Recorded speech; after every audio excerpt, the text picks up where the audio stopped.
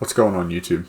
We are back with another SnowRunner tips episode. The first video did very well from a views perspective and likes, so thank you all for that. Just want to run through another 7 that I've come across since playing the game. We're going to start out right at the top. So one for me is make a plan, and I know that seems total trivial, and I'm one that I get into the game and I just keep cruising along, right?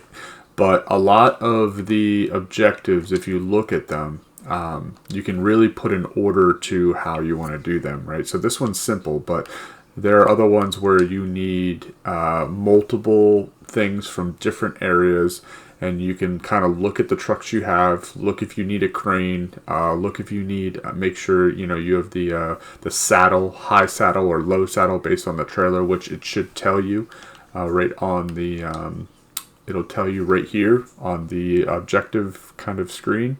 So make sure that you're making a plan, you're looking at the vehicles you do have, what kind of accessories they have, and then kind of planning them out. And part of that plan may be, I'm going to run out of gas, so I need to strategically place a fuel trailer. This right here, I put a fuel trailer up here while I was doing this whole area of objectives. So make a plan, and then use the accessories you have. Make sure you have the right trailer attachments. Make sure you take trailers with you. Don't forget that with your trailers, I just learned this yesterday, you can winch them together.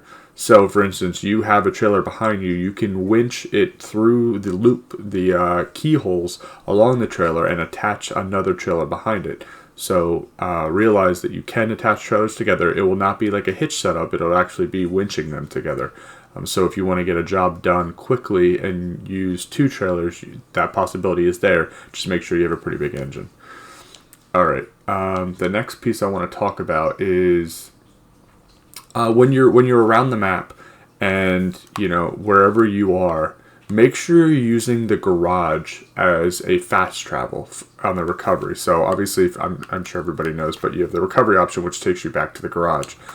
Make sure if you're far away from the garage, let's say you're over here and you're messing around, picking up the fuel pumps or whatever, and the other fuel pump, which was right here at the farm, use the recovery option, go all the way back to the garage, and then just slide over. So use recovery as a fast travel. It's a great way to get around the map faster instead of driving everywhere, and you can get through objectives a lot quicker. That's part of that planning process as well. The next one I want to talk about is tires. As soon as you get the option to upgrade your tires, if you have, for instance, on the Fleece Star, it has the highway tires. As soon as you get the option to upgrade to an all-terrain tire, which is level 6, do it. Tires are so key in this game, just getting through mud areas, up hills, all that kind of stuff. So upgrade your tires as fast as you can. Keep checking on the garage. Keep checking when you level up. So to get to this screen, you can press down on the D-pad. It took me a little bit to figure that out. So if you don't know, down on the D-pad will get you into this kind of screen. So you can see I'm 600 away from level 8, level 7, and I have the level 7 badge.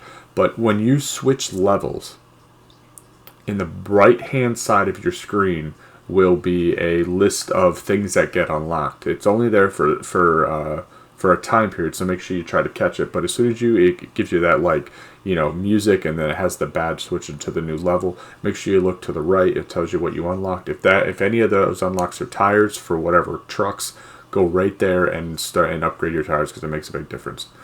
All right, the reason we have the con out right now, I just wanted to talk about it. So I did upgrade the engine in the con. The one thing that you'll quickly realize that it is squirrely.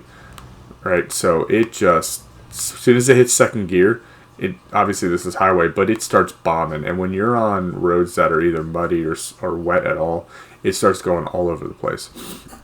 So what I've been doing is, with the con, run it in high gear, or run it in low plus. There's so much more control. You don't have that sliding all over the place. You don't get really squirrely or as squirrely and remember, this is the bigger engine. This is the engine. We can go into the garage and look at it.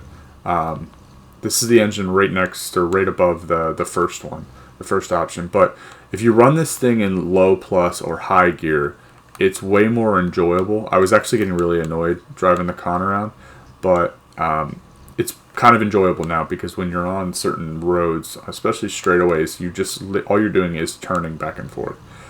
So definitely take a look at running this thing in high gear and low plus. Remember, in high gear you have to be started. So like if I stop here, the engine will stall out. So if I try to start in high gear, I'll show you. See? It won't do this. You have to be you have to have a little bit of gas, and then you can slide up to high gear, and it really helps.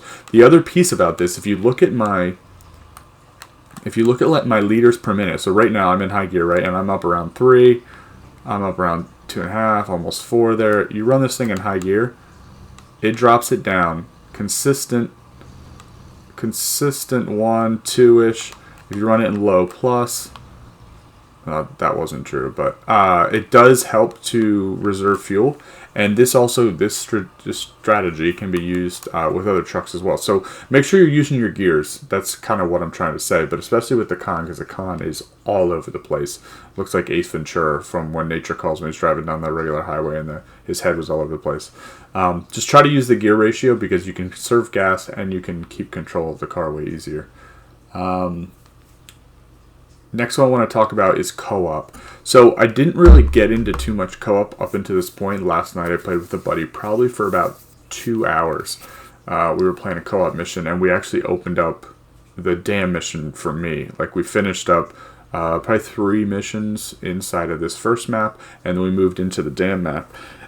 And it was unbelievable how quickly I was able to get objectives done, because essentially there was 2 of us working, so we would split up. One would go one way, one would go another way, and we just start slamming through the objectives, which was really cool. And what I wanted to say was, with that time period in 2 hours, we completed 10 objectives. We made $24,000, and I think we got 10,000 XP. So $24,000. 10,000 XP and 10 completed missions in 2 hours is pretty incredible. So just if you haven't got into co-op yet, the way the progress works is whoever hosts the co-op, their map progression would only get the map progression, but every other player still gets money, still gets XP.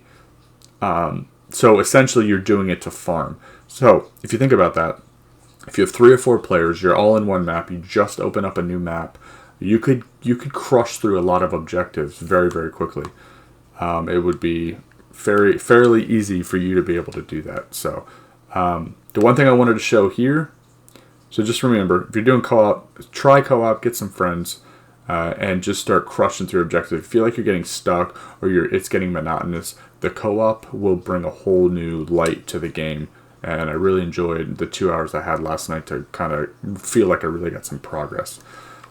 The next thing I want to do is when you're delivering cargo, if you had to use a crane to pick it up, or you didn't auto load it, right? So you didn't pick it up from somewhere. You actually had to go grab it and put it on your truck yourself.